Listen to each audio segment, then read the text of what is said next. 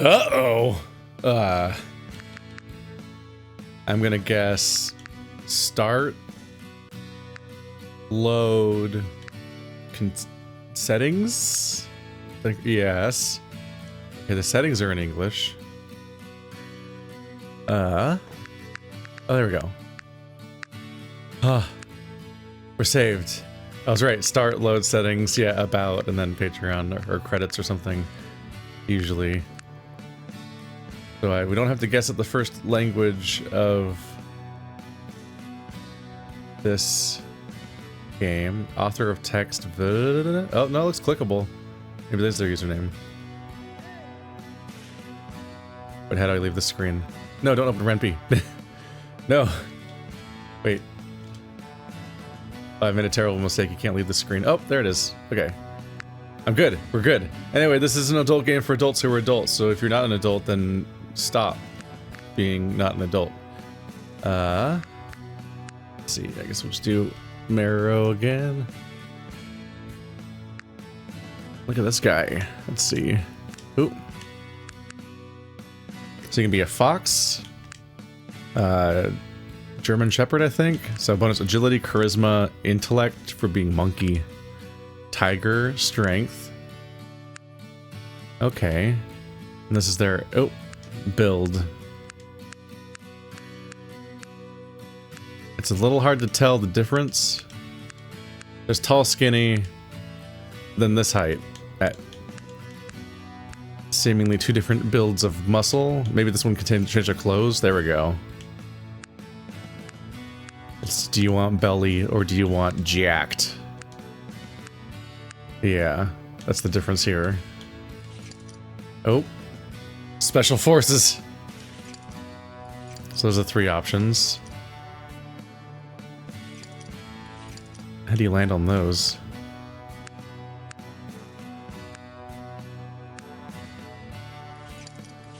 Interesting. Okay, so over here we have stats. We have 8 points to spend, and I guess I have a bonus in charisma. Okay.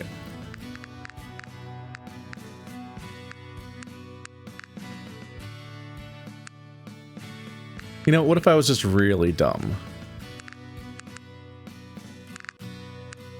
So 3 strength, 2 agility, 0 intellect, 3 charisma. Settings? Same settings as before. Okay.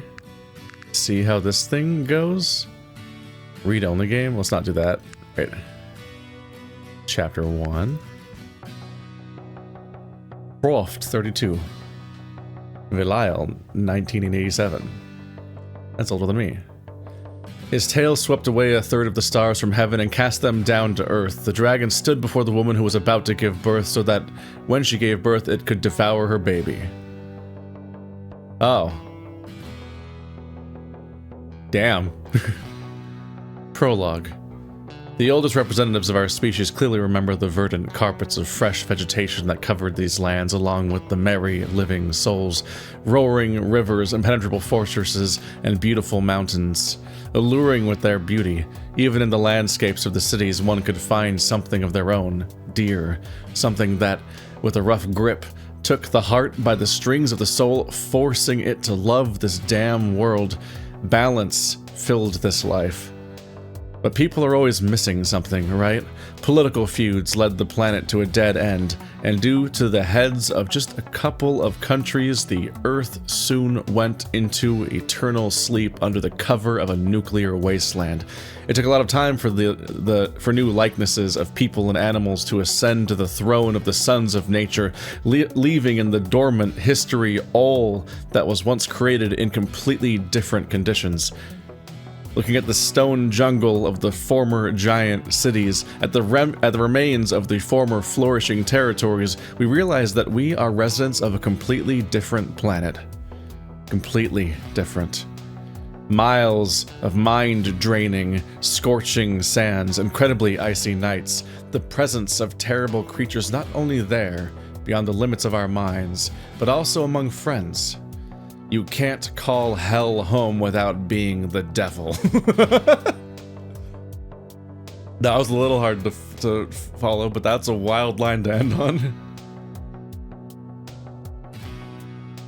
The bright crimson ball of the sun seeps through the sandy silhouettes of hills and buildings, illuminating the still cold sand. The rays gradually envelop every meter, clearly showing what is left alive. The day is just beginning. The city is both near and far at the same time. It seems that it will cost me a lot of effort to get to it. I can't smell because of the dried blood crusted in my nose.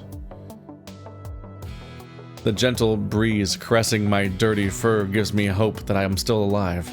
Gradually, the realization comes that I can think, feel. Damn it, just a little more. And the end of the hope of awakening. I open my red, sick eyes at dawn, feeling unbearably shitty. My brain seems to flow from pain. Every cell of my body almost whines. I still do not remember what happened to me that night. Probably someone did a number on my head and something heavy. With something heavy. I remember the cards, the rumble of various voices. It was fun. Pictures from that very small casino that seemed to be in the center of Gramo. What? Rising from the horizontal position to a half-sitting, I looked around and immediately I see something scarlet. Is it blood? Obviously not mine. I wouldn't have woken up if I had so generously treated every square meter with life juice. Oh, damn it. Puddles of caked blood had mixed with sand, turning it into mud. An unwritten oil painting appears before my eyes. Or is it something more serious than oil paints? In any case, do not get me wrong, not every day I wake up against the backdrop of an awakening desert. Where everything is filthy with blood, shreds of wool and meat. The beautiful mixes with the disgusting. In our time, such pictures are not uncommon. Yesterday, I seemed to have come off fervently, feeling at ease, and now I am ready to die here, looking at the beautiful glow of pink skies with snow-white cirrus clouds, with only the rays of the sun seeing me in this condition. I tense up as a terrible pain passes like an electric discharge through every muscle fiber of my body, forcing me to lean my back on a hill above me. It seems that the foot of a small mountain began here. With my vertebra, I feel the harshness of rough stone. What is going on here? Not a single familiar face. Clutching at the bruised area on my face, I try to remember what happened before. Then, I again look at the body of an unknown creature that lay 2 meters from me, hiding its muzzle in blood-soaked sand. God, I think I'm starting to remember, but not at all what happened yesterday. I'm accustomed to corpses. None of the inhabitants of this time gawk at blood, offal, weapons, or anything worse, so I react to this almost like it's a decoration. God, I managed to change this way. My liver trembles unpleasantly. I immediately feel my intestines begin to shake. Either I'm hungry, or it's a side effect of yesterday's brawls. Until bitter memories of my past decide to flood in, I try not to remember the present. I spit to the side, tasting the greasy saltiness of blood in my mouth. I remember almost nothing. Cards, chips, a royal flush, poker. Really? Pictures slip through my brain like a cheap slideshow. Drinking, but no, I didn't drink much. I just couldn't stand the taste of that nasty cactus cognac. Yes, for sure, I definitely got into trouble while sober. This body, this is... a horse? Yes, definitely. God, it's Russell.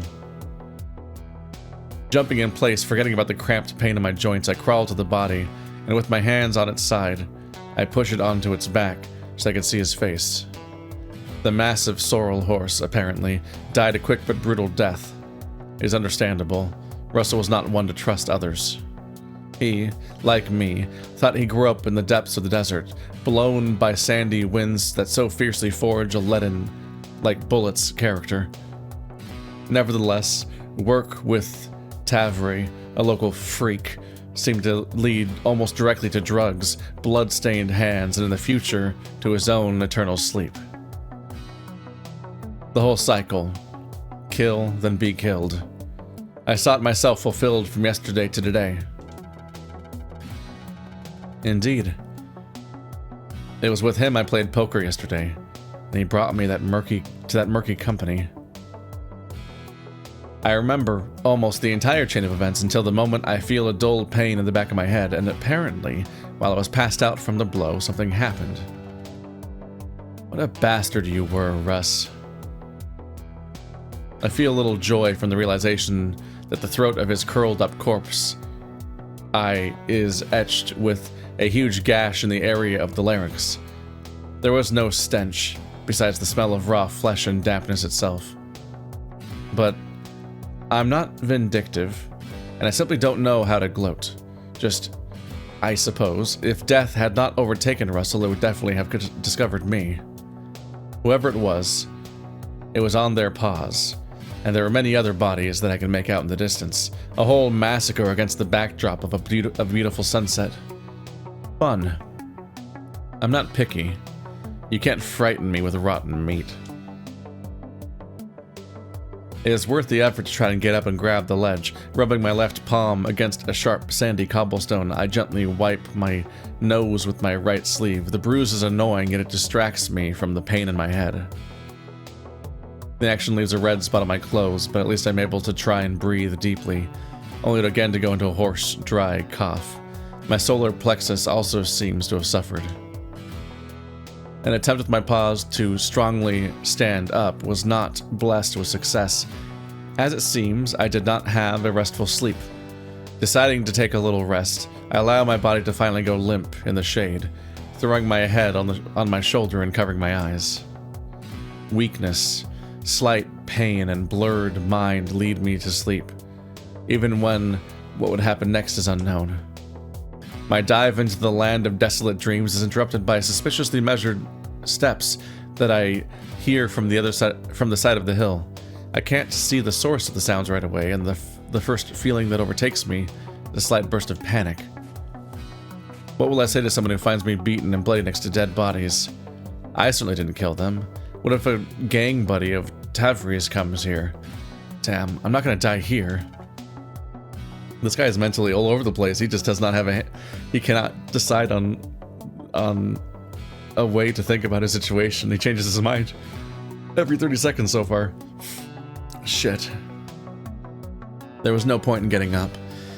I just sat with bated breath, collecting and accumulating the remains of my energy in order to at some point jump up, deliver the first blow, and try to escape. Since childhood, I've known that the best defense is an attack.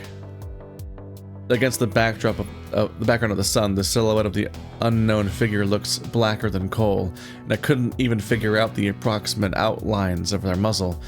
Judging by the fact that he was approaching calmly and empty-handed, it looks like he wasn't going to kill me. It's a hyena. I can already tell. And I do not think to relax. Such is my nature. Life in the wasteland teaches one to live like eggs in a vice. What? It is this skill that contributes to survival. It is the ear that allows the hunter to hear their quarry. This is not my doing. I didn't kill any of those lying here, you hear? My words almost switch to a loud roar mixed with a scream, and I am so afraid of the identity of the unknown figure. But in response, I hear only the calm notes of a pleasant male voice. I know. The figure stops 2 meters away from me. I still could not make out his muzzle, but I knew for sure that in front of me was a gigantic creature with a clearly strong physique. Yesterday you almost got into some funny business, at the end of which you could have ended up there. He nods his head to the right, referring to the corpses. You would have wallowed there, but fate had it so that I saved you, my friend.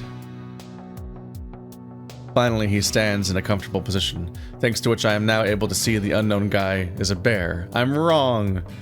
On his muzzle is a mask protecting him from the sand, and his bright eyes, like the sun, immediately attract my attention.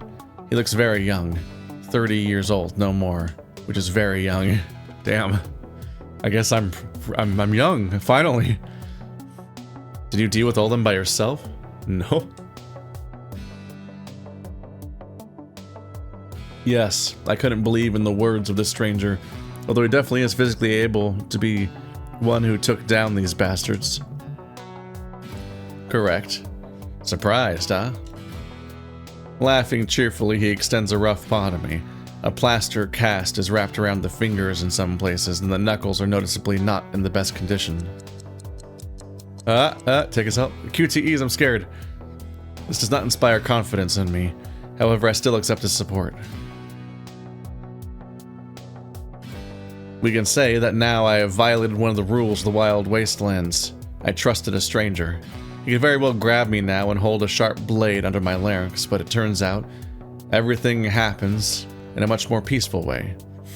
I guess he could do all that. It sounds like you're also just vulnerable to being killed in general. You couldn't stand up a minute ago. Trust is hardly a choice today. I am Ron, a step hunter who's always got someone's blade at my back. And who are you? I am Marrow, also to some extent looking for adventure. If you say it like that, it sounds like innuendo. Yeah, you sure look like it. Finally, I'm on my feet. Even being at full height, I notice that Ron is a whole head taller than me. He really is huge, apparently. Just a big, kind man. But my conclusions are just my conclusions. No one knows what's in the head of this step hunter. Well, he just said that someone's always trying to kill him, so I don't know how kind he is. Did he save me just because? Or for his own purposes? In any case, I'm no longer interested in theorizing, as my head begins to crack again at the seams from a migraine. The only thing I would like to know is to eat well and go to bed under normal conditions. And yes, that would be very nice. I'd rather leave this place. Ron walks around the body, takes a couple of steps and turns to face me. I follow after him. Apparently, we both mentally decide that now there's nothing else to do. There's nowhere else to go but to the city. You should eat, wash, and sleep.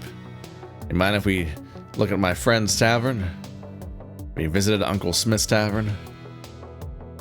It's like he read my thoughts. Do I really look so shitty that he can notice my needs by my face? He saved you when you were unconscious and you're all beat up. It's not really an interpretation visually.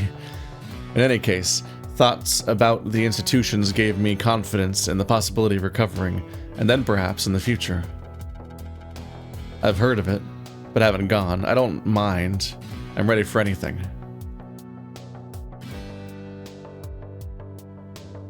Towards lunchtime, the sun hangs over the horizon, the colors of the sky acquiring clearer blue tones. The curly clouds had already scattered, opening a full glimpse to the clear azure sky.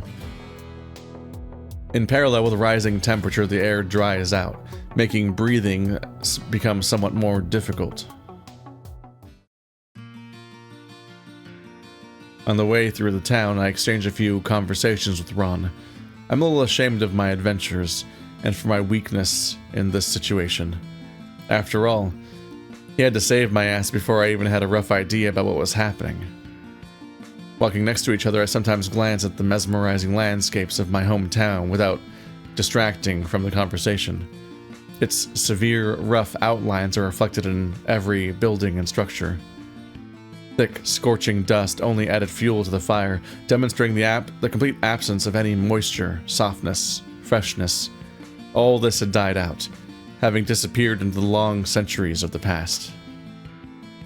I don't know what my new friend is thinking right now, if he can even be designated as such, but I just try to enjoy the present.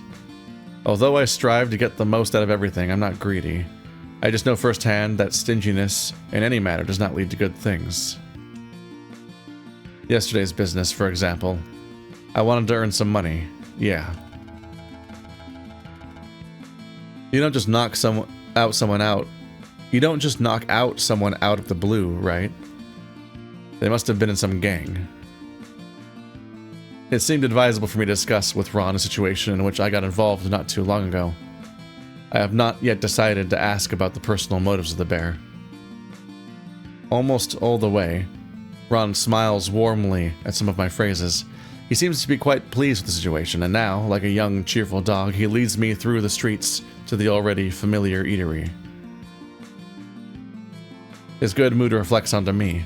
Looking at the powerful but cute face of the unfamiliar bear, listening to his calm voice, I realize that maybe everything is not so bad. Perhaps this guy can be trusted. I don't know. The shaggy bear rubs... How do you know he's shaggy? Rubs the bridge of his nose, squinting and sniffing. Apparently today's heat affects him too. I saw one of those dead bastards with Tavri a couple of days ago somewhere. I'm not sure they work for him, although who hell knows.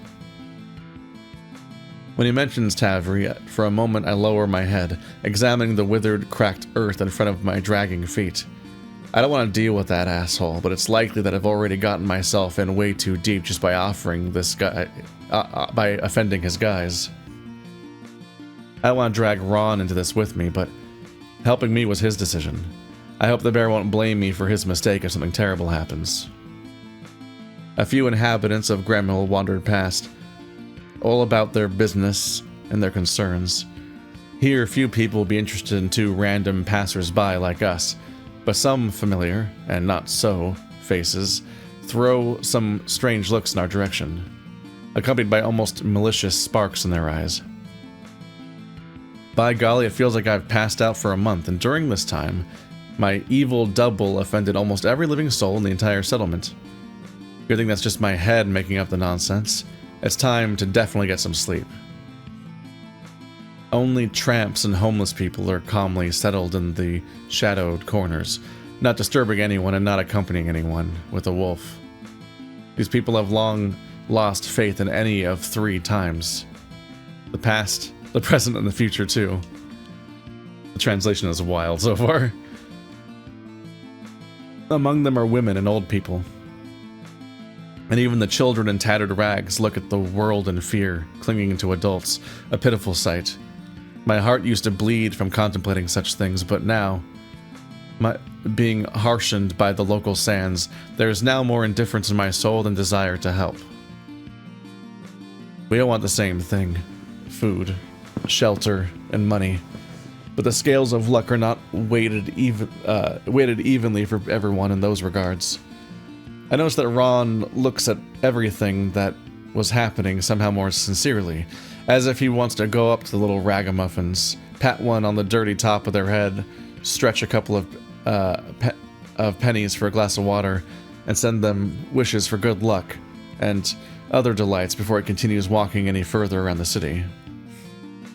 This guy seems too soft. I should stop focusing on this. Skipping the alleys, I finally got out into the open square. Here began the local market district, where there are many different kinds of shops and establishments ready to offer their services for the right price. Naturally, there are more people here, but not as many as there would be a little further to the market. Here it's already not only really interesting, but also dangerous. The balance is definitely off between observation and just description and monologuing, as opposed to like action and conversation. It's a lot of front loading. It's like, okay, we don't need to know his opinion about everything and have a complete image of his entire character, because you probably want to explore and show and display these character traits via events and interactions instead of this. I just noticed this guy's got a face shawl and everything, but he's just wearing like a fishnet shirt. I just caught up with the fact that you can see him. He's got a heavy jacket and then a fishnet, of course.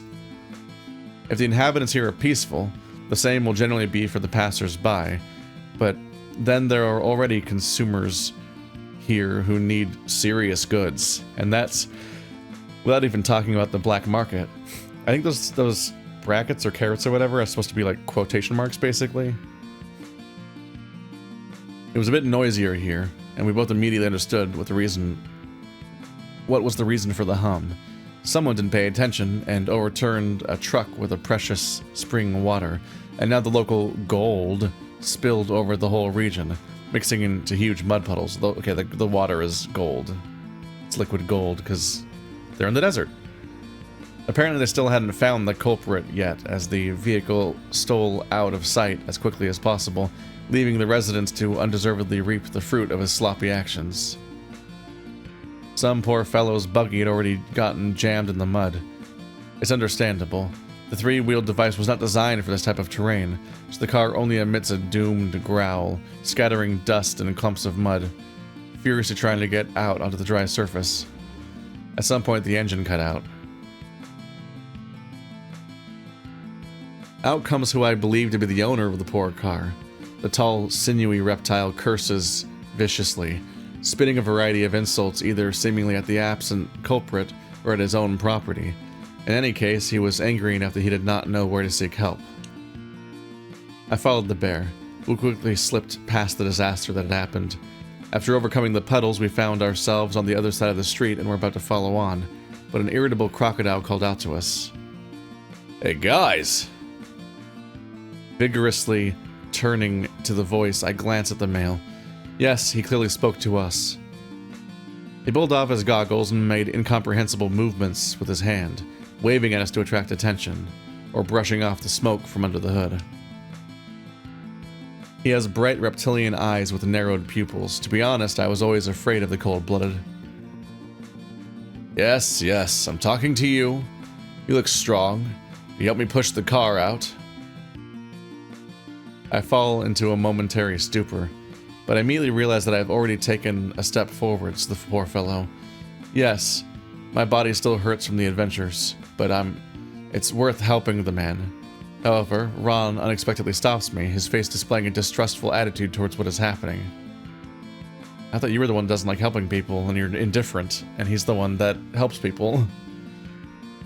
I feel like we just defined that. He speaks to me quietly. Are you sure? If I were you, I wouldn't get involved with other people's problems right now. Who knows what's in his head?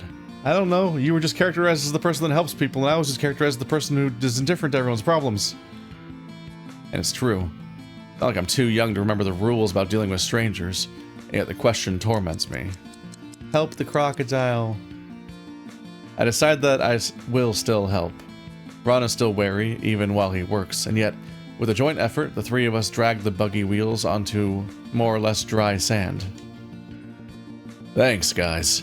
I could not have done it without you. See you later. He takes the driver's seat, gives it some gas. The engine drowns out almost all the other sounds in the market. Dashingly started. We don't pay much attention to him leaving the square. We just continue on our way. I wonder how long the mud would even have been a problem if this is like an active, desert where water's a problem. Imagine it might dry up relatively quickly. It eased my conscience, but it put more of a burden on aching muscles. Damn. You can rest soon. I just hope you won't get us involved in any more problems. Damn, he does not like helping people, apparently. I have the strength to smile at the bear. In return, I got the same uncertain, mutual smile. Sometime not so long ago, I too helped a poor fellow in the end. I was left with empty pockets for weeks. I'll tell you later. Uncle Smith's cherished tavern is already visible on the horizon. Corresponding sign with a large massive door lets us know our whereabouts. We are almost in the center of the city. Just a little bit more, and it would be difficult to push through the crowd of onlookers. I hope the old man will not have many people in the tavern.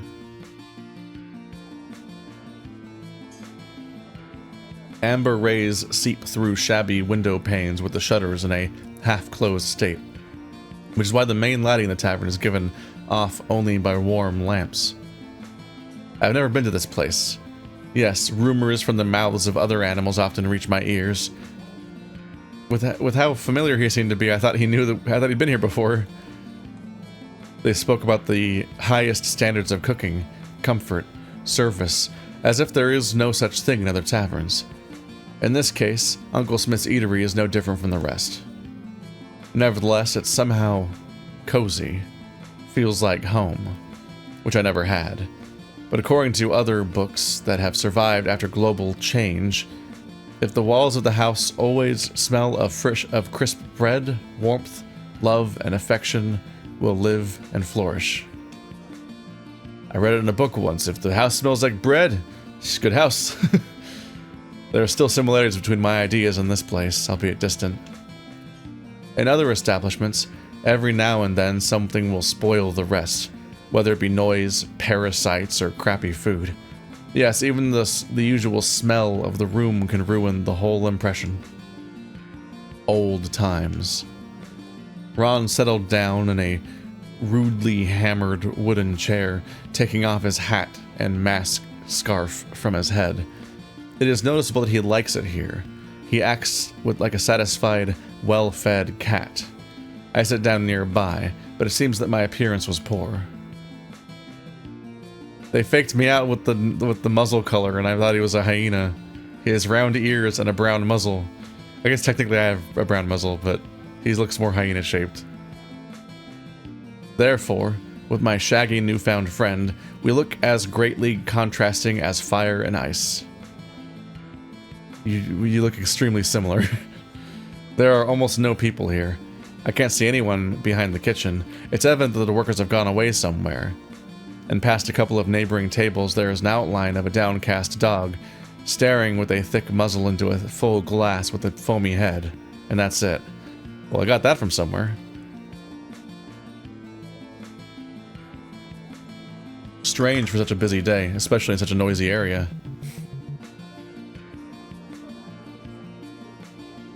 Have you ever tasted Desert Hops beer? It's really tasty. This, it seems, is the same stale drink that can quench your thirst, but also holds you in a drunken embrace worse than cactus vodka. Damn it. Maybe for brutal alphas and that's it, but not for me. You're not an alpha? How are you going to survive in this RPG? I gave you 3 strength, boy. This beer is rougher than a vodka? I'm not a fan of alcohol, but now I will not refuse plain water. Yes, a little bit is best for you now, and some sleep. Where's the staff? Finally asking, I look around the area again, looking with my eyes for at least a small hint of the essence of someone that could finally bring something to eat. She's coming.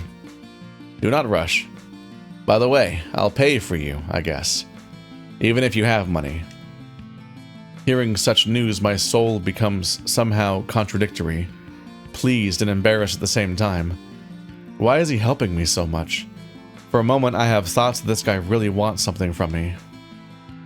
Well, for now, I'll think that it's out of the kindness of his heart, pushing bad thoughts about the bear to the edge of my consciousness. I'll remember in case he starts to play tricks. What?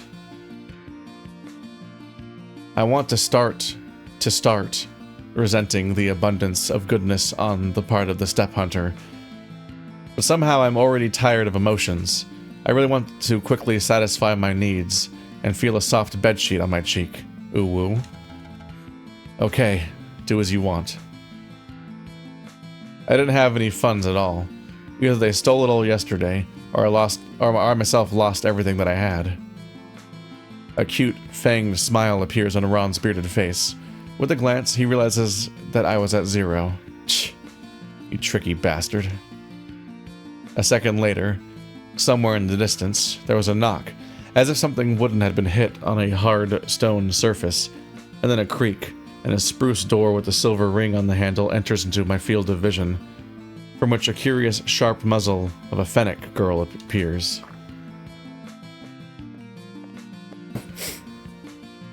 She's short, with sharp facial features, fluffy, light fur, huge, cute ears and black eyes, tangled in leather cloak on her back. She carefully walks out into our room.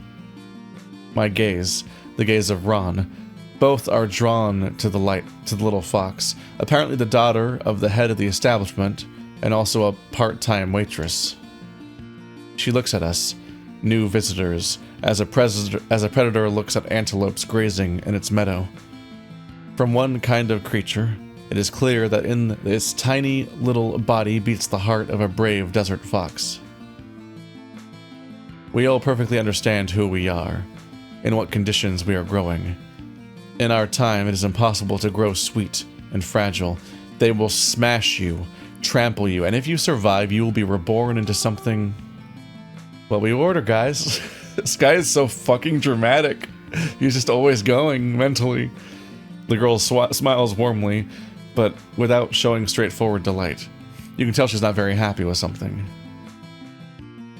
She stands quietly at the table, holding a notepad with a bulky fountain pen in her paws. Hello, my beauty. Mimi, be a dear and find a portion of fried meat, a portion of fried meat each for 2 tired, starving men with, for me, hoppy beer, and for my friend, water. Okay, sweetie? Mimi only smirks more. Looking at the paper and writing out Ron's order, she nods her head. Okay, buddy. Anything else? Then her eyes fall on me, only for a short time, just a couple of seconds. She looks into my cold eyes and, frowning, turns back to the bear. Why such a sizzling greeting? Sizzling. She looked at you for a moment, man. Nothing more, Mimi. Nothing more. Thank you. And put it on my bill, okay? Ron, while talking to her, looks as cute as possible and tries his best to communicate with the girl more affectionately than necessary. Apparently he knows her well, which is why he knows what approach to use for her. Mimi nods silently. I'm glad that, you came in. She turns and heads towards the stove, where something deliciously smelling boils up in the pot. Apparently, someone's future order, and I reflect on her negative attention in my direction. Well, to be honest, it doesn't matter to me. Everyone has their own roaches in their head. Huh. Is that a Russian saying? Roaches in your head? Ron watches her go, then turns to me, folding his hands on the polished countertop. Now, he is more serious, although he remains relaxed. Well, I think I should tell you something. I see that you can be trusted, so I have an offer to you. I'm instantly put on alert by such words. He knew, damn it, that he would demand something in return for his help. Before I can even think about starting to get angry with him, he continues. Would you mind becoming my wasteland exploration partner? I know you had nothing to do in this town other than pouring money into gambling, but you have the potential of a step hunter, I see. What with all your almost dying and inability to walk straight.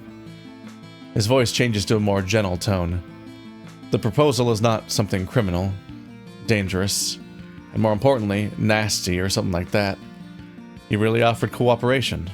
One might say, a job. I really can't find something to do here at Gremmel. And if you cannot find work for your hands, then sooner or later they will find themselves in a vice. Which one is up to you. Yesterday I almost got caught, and now this guy who saved me is offering to work together. It's a great chance to branch out into a more rewarding pastime for my life, but immediately doubts and questions envelop my heart. Oh. Wow. An embarrassed smile appears on my face. Why'd you choose me? I make myself comfortable with my back on the chair itself, feeling the hard surface. Ron grins, looking down. Well, you know. I think it's all about my dreams. Yes, no matter how silly it might seem, I think that I'm dreaming of prophetic events. I wasn't quite sure where Ron's conversation was going. Dreams? Once upon a time, I saw you after I dreamed about you. Yes, I just dreamed. And for some reason, I was sure that I would find you in this city. Moreover, I knew, and I was sure, that you were a great guy and a skilled adventurer. What do you think? Just manifested this entire German Shepherd like in your brain? Here I am, in no hurry to believe his words. Yes, maybe I really was once good in the field of searching for artifacts and other pre-war things. But it is dangerous in the wasteland after the attack of a pack of mutants. I kind of began to go out less often, and then I stopped altogether, preferring slot machines and card games to creatures. How do I know that a person with whom I have only known for a few hours, yammering about prophetic dreams and so on, is telling the whole truth about his visions? Yes, he helped me. Yes, he paid for me. But does that not mean that he has no... That does not mean he has no hidden meanings. But looking into his eyes, I don't think he's lying. This definitely feels like a New Vegas-ish game. You know perfectly well what I think of myself, Ron, since you are sure of me. What interests me is, do you really believe in your dreams? I mean, this is not a reason to wander for miles in search of silhouettes for dreams. You know perfectly well what I think of myself. You guys haven't had a conversation. You're in your brain monologuing this whole time. I try not to press him and adequately discuss the situation. Ron respects my decision to speak in a calm tone. It is obvious that he was surprised that I did not laugh out loud with such statements. I don't know how to explain it. I don't know if you believe me, but just know that my instinct has never let me down. A conversation is interrupted by Mimi, who approaches the table with a tray. On a wooden platter are two small carcasses of meat, baked with onions and spices, 2 mugs, one with Ron's beer, the other my water. But you've got some real yellow-looking water. On the edge of the dish, there's sliced pieces of bread, some greens, vegetables, and other fresh products are very expensive in our city. And some kind of sauce, apparently cactus. In our city? I thought you weren't from here. Am I insane, or was he not from here? Don't forget to pay later, honey. The girl giggles graciously, placing the food on the table in front of our noses. I immediately feel this pleasant smell, and literally at the same moment I salivated. Gone too long without proper food and water. Ron props his head on his paw, looking at the Fennec. No problem, honey. Your room's on the 2nd floor, the 7th door. Well, as usual, you yourself know. After these words, Mimi, wagging her tail, walks over to the table where another visitor is sitting. We don't pay much attention to him. It's not worth it. He's just a gray figure hidden in the darkness. I'll show you something tomorrow and we'll continue this conversation, okay? Just trust me. Words of trust don't usually end well, but I don't care. I have nothing to lose. Yes, and delicious food is shining in front of my nose, so I think I just don't give a damn about absolutely everything. We quickly finished our meal, emptied the mugs, and after eating some of the chunks of bread, we decided it would be time to go to bed. For sure, the bear will either go about his business or... I don't know, he'll probably lie down too. Both of us have had a hard day. I just want to see a soft bed. That's my only wish. I feel like you've been awake for 2 hours. The room turns out to be not so big. Here, against the background of light wallpaper and geometric wooden flooring, there is furniture and essentials. 2 bunks, 2 cabinets, a wardrobe, a chest of drawers, and a mirror. And a hanger. Everything in the set. Everything in abundance. Ron lies down on the mattress without straightening any blankets. Nothing. Just a layer, muttering something under his breath. I no longer pay attention, pulling off my outerwear and throwing it under my feet so I could finally just fall into a deep sleep and forget everything that happened. Already lying under a light blanket, having fluffed up a straw pillow, I look at the bear. He's already turned to the wall. Somehow, in silence, we decide to fall asleep simultaneously. Somehow? The dawn of the next day falls on our city imperceptibly. As soon as I close my eyes when going to bed, as if I just blinked, the morning's already knocking on my closed eyelids. This bodes well for the day. Considering that my body no longer hurts and the bruises are almost invisible. I just want to piss. The procedure of putting on clothes takes quite a bit of time. It would have been nice to clean off the caked blood and dust. I'll deal with that later. Morning hunger makes itself clearly felt, shaking up my intestines and gurgling empty stomach. Today it's so warm and carefree. I obviously slept well and got with a nice mood, which hasn't happened for a long time. It's unusual.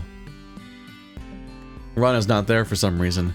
His bunk is neatly tucked in, and I do not see any of his things, as if the bear had never existed at all. I hope I'll find him later.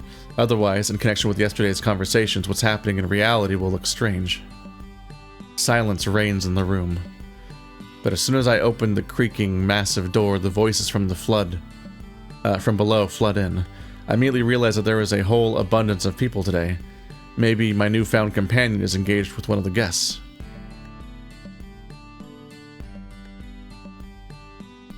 I'll go downstairs and ask one of the workers, low step lizards, about the location of the latrine. After I relieve myself and wash myself with ice water, I go into the hall satisfied. You guys have ice?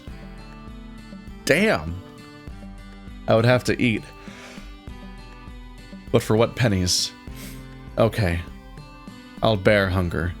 As if for the first time. A good attitude noticeably softens me, and this in turn irritates my inner desert inhabitant. The hall trembles now, and such a crowd could not but frighten me. Personalities of various sorts are gathered here and could well be snatched by the tail only under the pretext of my previous adventures. Had the smell of sweat and stuffiness been absorbed into the building's boards for a long time, or just now? It's a disgusting feeling. I want to go out and get some air. I mean, you said it smelled like bread yesterday, so probably not how it normally smells in here. That's just what people smell like. I don't think y'all have invented deodorant yet, so I think that's just what you should be used to anyway. As soon as I approached the massive pine door, I wanted to feel the fresh, sandy air and spaciousness. It immediately opens in front of my nose from the side of the street. Where does this game take place? I'm just figuring the wood's probably local, right? Are there pine trees nearby for there to be a pine door? To be honest, the wood almost hits me on the head. That's why I stagger back and walk behind the wall in time in order to observe from a safe distance the individual who suddenly decided to go inside. Somewhere deep in my soul, I hope it's Ron, as I never saw the bear anywhere in the hall. However, my expectations immediately collapse. A tall, curvy man appears in the hall, apparently outwardly resembling my companion. I hope not, my former, but is in fact a reptile. Yes, green, scaly skin, a long, fanged muzzle, round goggles for working with mechanics. This is the same crocodile who helped with the buggy yesterday. We helped with. It's not surprising that I immediately recognize him, although the lizard didn't even introduce himself. He just thanked us and left. No sooner than I finish with the flashbacks, I want to slip out, but the scaly one happily greets me. Oh, hey. You're the guy who helped me with the buggy yesterday, right? I knew I'd meet you again. I fell into a bit of a stupor from the unexpected meeting, and moreover, contact. Well, yes, helped. I did help. I don't really like unreasonable conversations with unfamiliar animals. Unreasonable? Like, hey, it's you, the guy from yesterday, what's up? What is this madness? I raised my gaze to him. It turns out the man is really taller than me, and the bear too, and probably overtook us both a long time ago.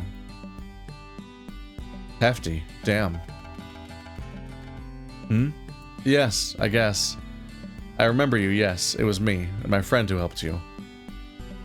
I did not radiate much initiative in the conversation. I really did not like the hum behind us, where a table of noisy drunks was sitting, even this early in the morning. Is today some kind of holiday? If yes, then I'm surprised that I haven't heard about any event. In our time, such days are very rare. And if something is to be celebrated, then the news will fucking buzz willy-nilly into our ears.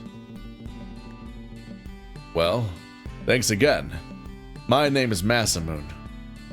I'm a local mechanic here in the market. They told me that you could be in they told me that you can be in Uncle Smith's Tavern.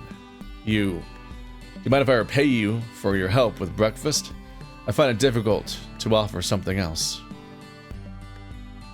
Oh my god, this guy is not pushy. Is he really so grateful for a simple male favor? It's cute.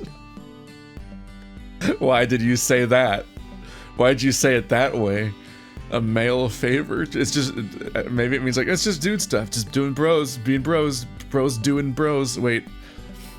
Anyway, I want to eat. Without a penny in my pocket, and with Ron wandering around somewhere, I can probably do this once. Oh, okay. This will be the second time I eat for free. I am flattered by your desire to feed me. Thank you. But by the way, my name is Meryl. I haven't had breakfast yet, and to be honest, I don't have any money yet, so I will not give up sharing a bite to eat. Masamoon opens his mouth a little with a satisfied smile, at the same time pulling off his glasses. Oh, those eyes still scare me. And in the mouth there are a bunch of spiny teeth, worse than any other animal. I once read about the first inhabitants of the planet, about dinosaurs. To be honest, my new friend looks a lot like these creatures, but as far as I know, crocodiles are only their distant relatives. I don't know the right topics that can be discussed with Masamoon. To put it simply, it's difficult to speak, given how I am not well disposed towards the cold-blooded. Sir, you haven't had a conversation with anybody yet. All game. Since childhood, I've had a fear of lizards. Just out of context screenshots, just send that around. However, this crocodile behaves quite friendly and calm. One might even say restless and nervous.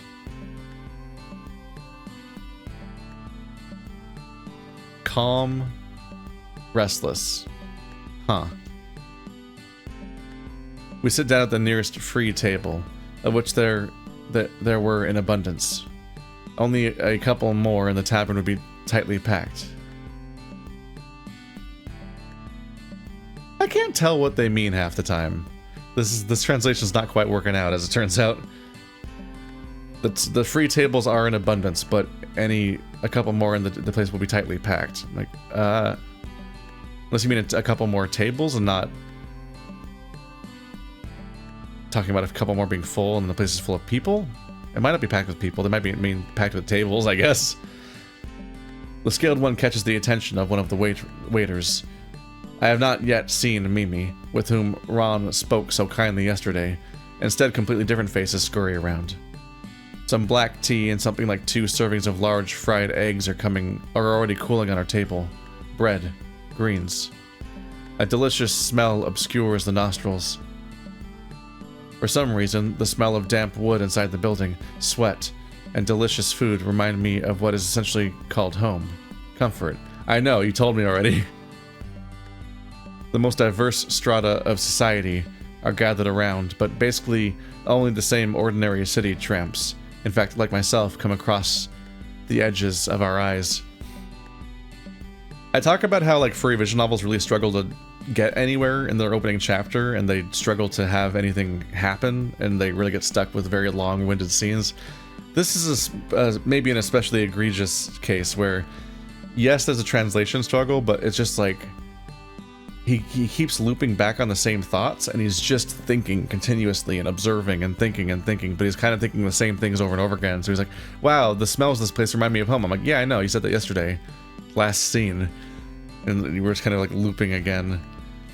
It feels like there were 7 separate instances about how it's difficult to trust people here, but there's no like scenes about that. The number of people becomes more and more somehow uncomfortable. You were already uncomfortable before. Probably the discomfort is noticeable in my too serious grimace. Probably this behavior of mine could drive the reptile into incomprehensibility more, which is why he gets nervous. It's a pity. I can't just take it and say that everything is fine. I decided to talk about a neutral topic in order to distract myself and bring out a correct, adequate conversation. A question ripens right away. It doesn't seem bad. So, why were you in a hurry yesterday? Was there something very urgent? After first taking a sip of tea, I ask, looking up at the lizard. He does not start his breakfast immediately. He lowers his plate a little, but then, a little hesitantly, he begins to tell. Ah, yes. My close friend fell into a trap. It was urgent to pull him out of the Outland. But such news is already able to harness the listener to the chariot of interest. Whoa. Outland is the filthiest outskirts in the wasteland. Usually there are raiders and troublemakers who have been exiled after their sentence and now prowl in search of a calm life. It used to be, at most, thrown behind bars, but now the most restless criminals are waiting for a cruel execution. Slow, stretching, like burnt caramel, bitter, nasty. Oh, we could have helped you with that. Why didn't you offer to go together? I notice that he hesitates even more. What's happening? I can handle things fine by myself. Fine. Sorry. Oh, okay. I'm sorry again in that case. I didn't really understand the behavior of my newly made friend, but since he doesn't really want to share what is happening, then that's his decision, obviously. The rest of our time together, we talk softly about who we really are. I don't learn much about Masamune. He's reluctant to share information, hesitates, and in general he prefers to listen more about me. I, in turn, choose my words carefully, so as not to say too much. At the end of breakfast, the empty dishes are taken away, and suddenly the crocodile starts fussing, as if he remembered something. Oh, okay, thanks for sitting with me. You are a good conversationalist. I doubt that. But we didn't get to see him talk, really. He smiles timidly, getting up from the table. But I have to go. I need to deal with Smith. Then I'll leave myself. His muzzle acquires more sunny features. This guy no longer seems to be a formidable predator to me. After all, in essence, crocodiles will not behave like puppies, right? Anyway, I hope that's not always so peaceful. Or he's not always so peaceful. It is difficult to survive in our time with such qualities, right? No problem. Glad to spend some time with you. And yes, I should go too. Thanks for breakfast. After a few seconds of awkward silence, Masamune holds out his paw. The next moment I shake it approvingly, in a farewell sign.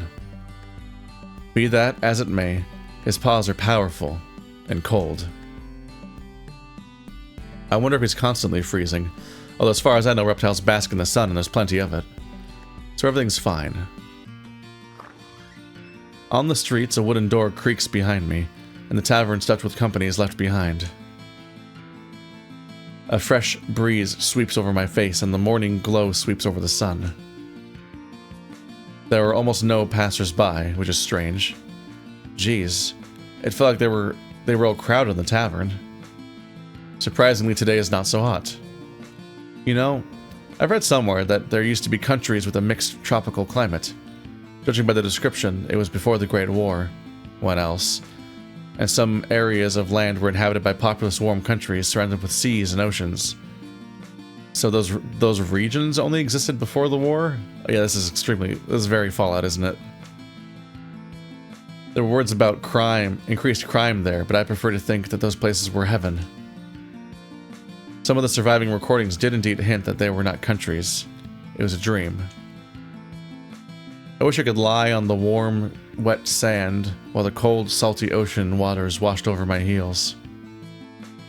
It probably smelled different there. Not like now.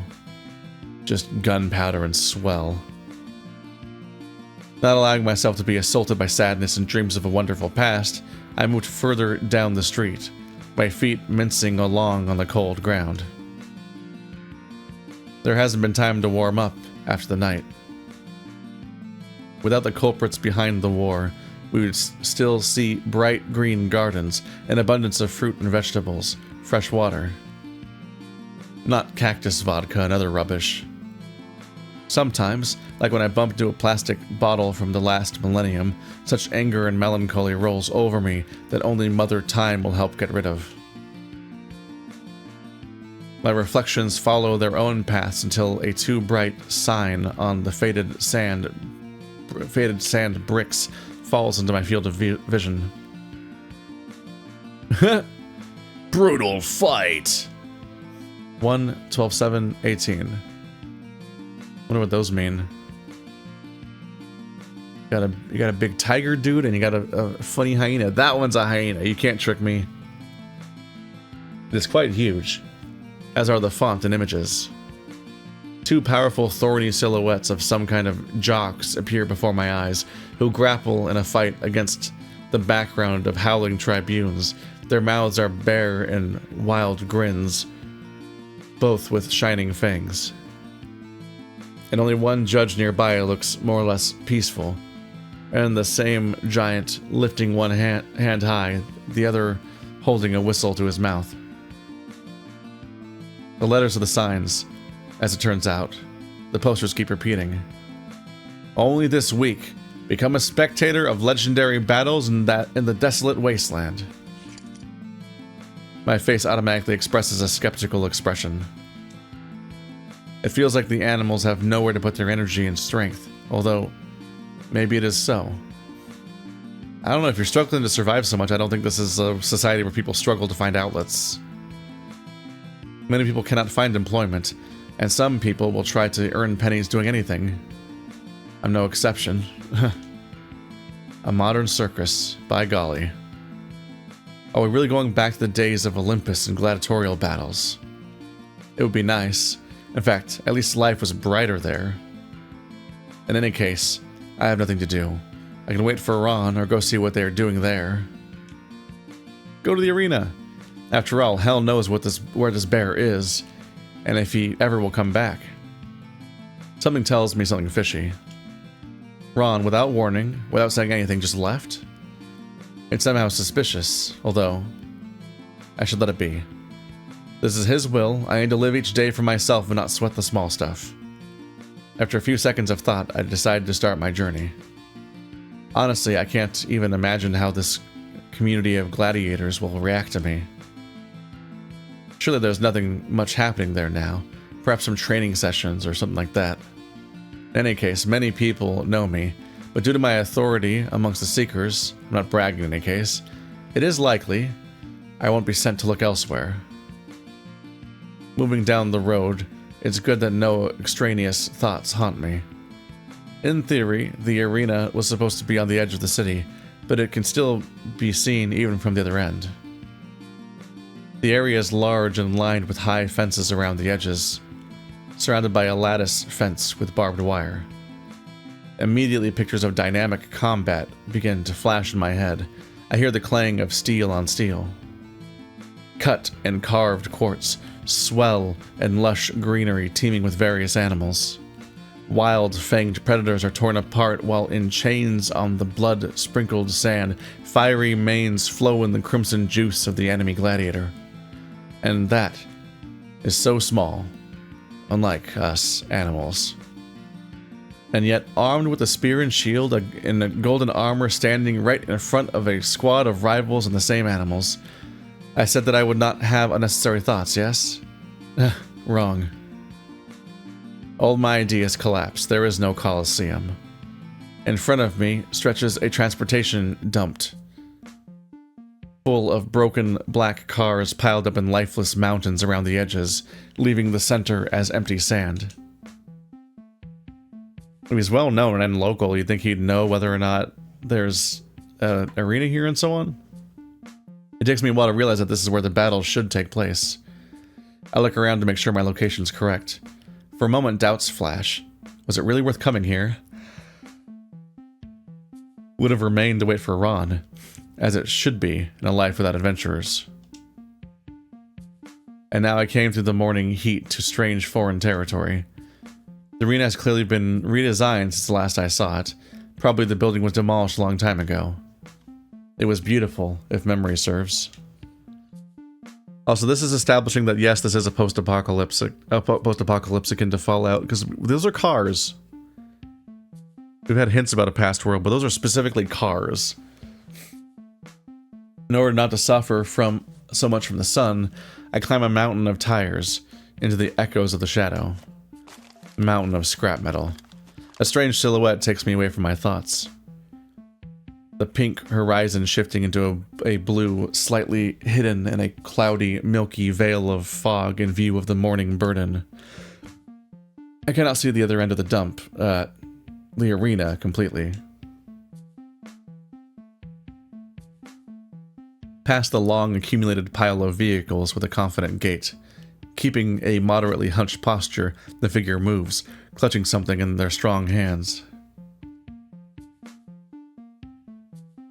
The outline of which resemble a weapon of close combat.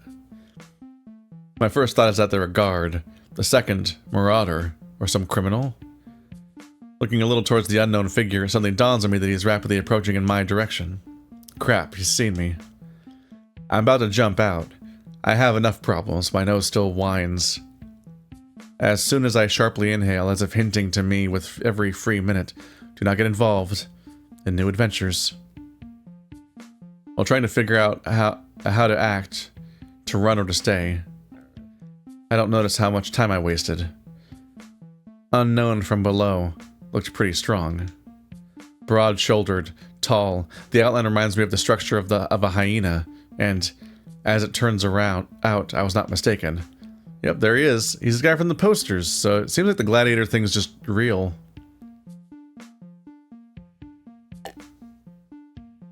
Just need a drink. He had already begun to approach the skeletal chassis I was perched upon, there now being no more than a meter between us. No more than a meter between us. I have to look down at him. A representative of this species enters my field of vision, clearly not in the best mood.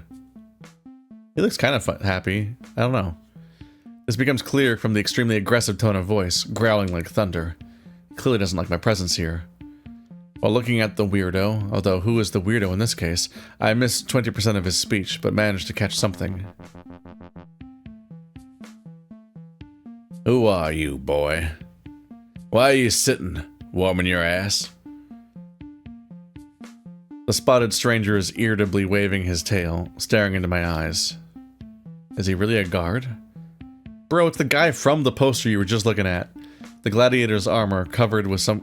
Okay, so even you don't think he's a guard. Covered with some kind of robe, says otherwise. At least I couldn't figure it out for sure. I didn't have time to. Me? No, I must be looking at someone else. Perhaps behind your fucking back? I just came to sit, to watch. Perplexity and indecision cornering my further course of action makes me sickly nervous. It's always been like that.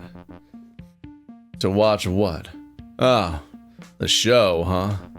Have you not read the date when the arena will open? Are you interested in looking at us clowns in advance? Answer rudely, fight. Feelings of innocence and undeserved aggression begin to crush from within. I may have violated something, but after all, I didn't hurt anyone. This goner's personal problems are still his problems. I long snort, then bare my fangs. What the fuck? Tell me what I did to justify you being so pissed. I get up from the seat on tiptoe, trying to keep my paws on the slippery surface of rusty iron. But the enraged stranger immediately jumps up, and amazingly, overcomes the distance, squeezing his clawed fingers around my ankle before pulling it down. In a moment, I found myself sitting with my ass in the bare sand right in front of the massive hyena. A chill runs down the back of my neck, along my arms, and goes somewhere behind my back, leaving me in numb bewilderment. You would still be fucking doing something. Are you fucking screwed up? Am I entertaining you now? Blood is spilt here, and it's not for admiring the sunrises. The hyena's gesturing movements become more active with every second. He waves his arms, twisting his head in time with loud words, underlining his already inhospitable speech with even more malicious colors. Meanwhile, I get to my feet as soon as possible, trying to do it quickly and accurately at the same time. Unfortunately, I had to monologue for 20 minutes first. Oops. Oop. Is that what time it is now in the game? I've accidentally brought up a clock. Or is that what time it is now in real life? Not entirely. It's close? It's off by two time zones? I don't know. To avoid prompting the stranger to make harsher movements, it seems that I need to calm him down as soon as possible. Fight! Having gathered in myself something which begins to curl like the mad top of a fire, burning my chest from the inside, I bare my fangs with a primal growl. I rush the gladiator. Grasping the tail of this sensation, I really feel stronger and more confident than I really am. Ah! Click the arrow corresponding to the side at which you dodge the blow. You can use a keyboard or a mouse. Okay, let's use the mouse then.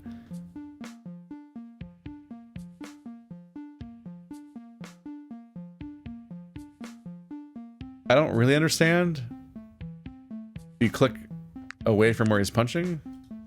Or do I click on... Oh.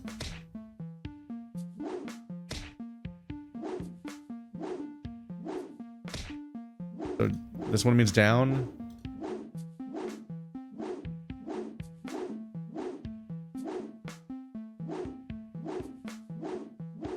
Am I doing it? Strength points gained. Using inertia from a strong jerk, I manag to hug the hyena around the waist and knock him to the ground. Hovering over him over and over again, I inflict a certain series of blows that visibly angers the fighter.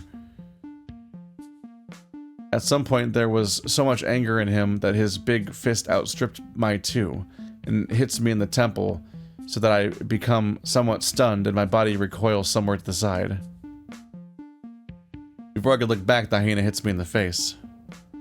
His blows are heavy and extremely powerful. It seems that my skull is now bursting at the seams, but I do not intend to retreat. Not now. I need to show him his place. Baring my teeth, I mechanically open my fanged mouth and grab the shoulder next to the neck, at the moment squeezing the mouth as tightly as possible. The gladiator cries out, clasping my face with his paw and, apparently thinking to tear it away from him, begins to pull and squeeze. Painfully, very painful, so much so that at some point I just can't stand it and disengage myself. Son of a bitch, my name's Gun now. I guess that must be his default name. I didn't think he had one. My opponent hisses, or maybe that's his name, but he just hasn't been introduced yet. Putting his hands in the gesture of defeat. Oh, his blood's gone. He's all good now. You're good.